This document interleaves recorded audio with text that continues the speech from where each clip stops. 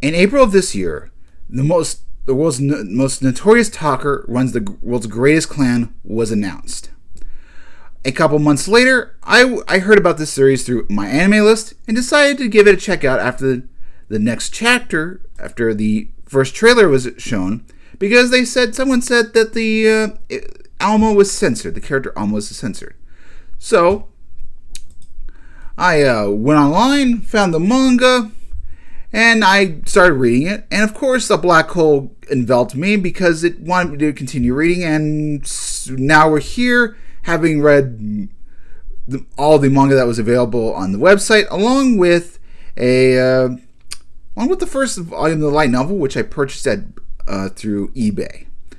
And this video is going to be mainly about talking about my thoughts about the first volume, along with so far with the characters, and how things could be, maybe things are going forward with the first episode, and alongside. So, the world's most notorious talker is a dark fantasy series, and it's not an isekai or anything. And the people in it are called seekers. Those are the fortune seekers or adventurers, and our main character, Noel Stallings, or maybe Noel, I'm not sure exactly the pronunciation. We'll see here about the dub. I just, from my own experience, I have a cousin's daughter named Noelle, Noelle, and then this is spelled Noel. So I'm not exactly certain of what it's going to be, if it's Noel or Noel. Regardless of the fact, we have this character, and Noel Stallings is described as being a effeminate-looking guy. He's a talker, which is basically considered a minstrel, and that's actually a rank up he can do for his character. But yeah, he's a sports skill, and he's considered the lowest of the classes. They're not necessarily needed, but if you do have one, if you have a really good one, they're invaluable. Like without them, you'd be essentially lost. You need a really strong one, and that's who Noel Stallings is. And he comes from his bloodline. He comes from Brennan Stallings. This is his grandfather. He was considered the most notorious and world's greatest warrior seeker of the time. He is just complete, utter badass. And the light novel, through the first couple of chapters, we learned a little bit about him through the prologue and the side story, the strongest and most notorious seeker. And he's a really pretty dark character. He's just like a kind of a ruthless barbarian, and his backstory sets up really like he's an excellent mentor for Noel Stallings, because Noel is he's morally good, but in itself he's borderline. He works with the mafia. He can kill people, but he does have a sense of morals. There's a character named Hugo, who is a strong puppeteer class, and he's currently in prison, and he's working to get him out of there. So there is so that's that character. He knows about money. He's understanding of money. He has a dream, and he's willing to basically leave anyone, including his old party, to make that dream possible. He's just a very ruthless character. He also understands the importance of separating business and pleasure. He's interested in romance, but he doesn't want it to be part of the clan. We learn early on that it's a little bit of a pain in the butt. Alma wants to screw him, and that's his first of his new party members. I don't think she's censored. I will say the light novel and anime version kind of give off what they're going for. She's young, but also has a very mature face.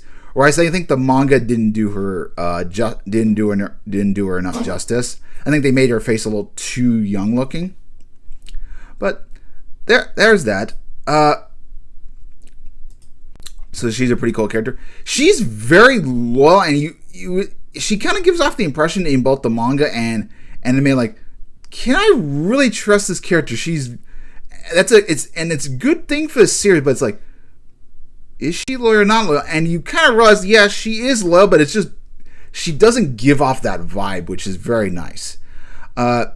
Later on, we in these it's in the second half of the light novel, we meet up with his third companion, Koga.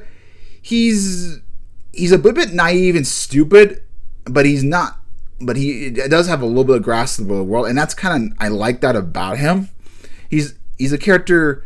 He's not the brightest, but he understands the world, and he's willing to make decisions similar to Noel. But he does have a sense of honor. He doesn't want to be seen as a poor person. So he's a character I also appreciate. I also love Miss Fabinicio Barzanini. That's what he likes to call himself because he's the leader of the mafia. He is a fun character in itself. Overall, the light novel, I think the manga does a little bit better in terms of visuals. Like, having read the manga first and then going on to the light novel, I just like the presentation of the manga. One thing I wish the light novel had, and just an early thing they could do that would have sold it, and they're going to do a good job I think they're going to do a good job in the light novel. I would love it if they had one picture in the beginning that showed Noel being a young boy.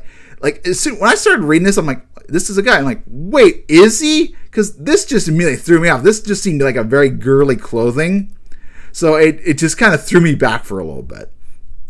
I think the light novel does an okay job of selling that.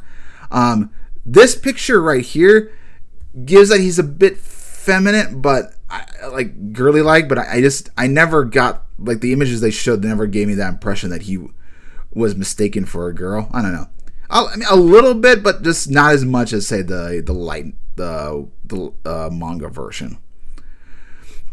Another group that we meet within the group is called Lightning Blade. No, it's not. Lightning Bite. Licia. That's a very fun group as well. They seem like a good team to go back and forth. Just in terms of characters, we meet him in Reawakening. We get a proper introduction to them in Reawakening. They're fun. They give Noel Solons give him some bit of crap and have a good fun with them. They want him to join his team because they realize how valuable he is.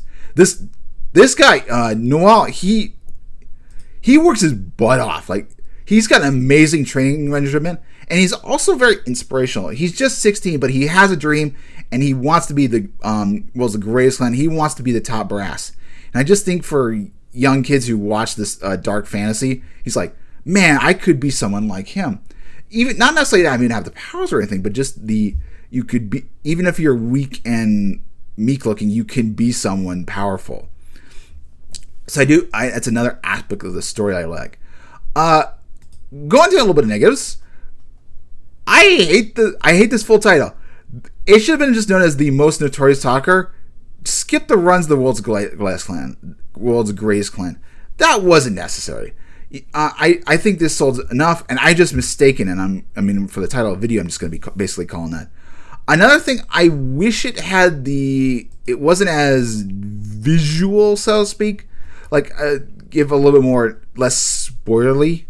Like, this could have also been a nice cover, but I just wished Volume 1 was just basically this, of the light novel. It kind of leaves a little bit of mystery for what's going to happen. As we get the bit of prologue, and then we get the Ruthless Talker, we understood why he's known as the Most Notorious Talker. It sets him up very well and understands and get a good grasp of his character. Now, what about how's the anime going to play out? Well, I haven't read Volume 2, even though I have consumed the content of it. In terms of pacing, I'm not exactly sure. So let's I've got some notes, so I was thinking about it. So, episode layout. For episode 1, even though this might not be the best idea, I think episode 1 should be the prologue from the manga plus the chapter, The Most Notorious and Strongest Seeker. I think if you combine both those bits and you kind of have this part first and then you go into prologue, I think it's a good, nice setup of the world. We kind of see a little bit of how Noel's going to develop. So I think this would be a nice touch. And then episode 2 would be the Ruthless Talker from the light novel, along with Reawakening. Episode 3, 4, 4 and 5 are basically basically two-parters. That would be another good setup, and that works. That you would just have basically that. How I think they might do it. I think they're going to do the prologue, but they're going to be very short about it, and they're going to want to get this Ruthless Talker. They're going to either do about half of it, maybe, which about like maybe chapters like the first volume of the manga.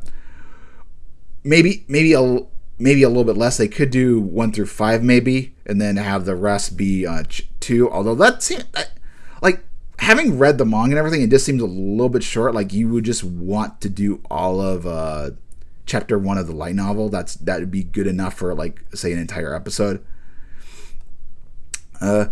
They could do a maybe an hour and a half and scrunches it up a little bit, where you have the prologue, like a full depth manga prologue plus the episode 1 of the light novel. I think could make for a good hour-long episode. They could do that as well. I just have a feeling they're just gonna they're gonna do basically the light novel version of the prologue, and then just go straight into the light novels chapter 1. I think that's what they're gonna do, which it's fine because you want to establish what makes Noel the man he is, and kind of his ambitions. But I think it just having a little bit slower pace would work better. Now, I do plan doing a second episode where, or maybe like a brief episode where I talk about how the episode count based on my theory would work for episode 6 going on. I don't know. I feel like just my own experience, you could just make season 1, volumes 1 and 2 of the light novel, and even though it would be on the more of the shorter end, I think it would give a good taste of it, and much like another light novel series, The Eminence of Shadow, which is also very slow paced as well. Like there's not many volumes of the light novel. You could work that in as well, because currently there's only 4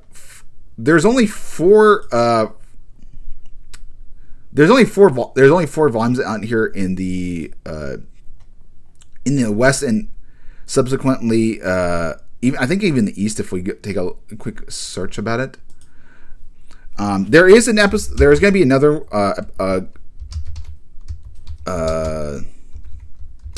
volume 5 is coming out in Japan. Coming out in English in America. Let me see what I know. Wikipedia is not the best ideal source, but so far in terms of light novels, they just have volumes 1 through 4, and then Amazon does have that. If I go to, I think maybe my pre. No, it's not. I think it's random. Where do or maybe books 2, I think. Yeah. So here we have. It says it's going to come out in January 28th in 2025. So we might have a simul release for both America and Japan. We shall see. But yeah, that's kind of, and this is what it's going to do for the end of the in my talk. I just want to give a short review of Volume 1, kind of where I think things are going to be going.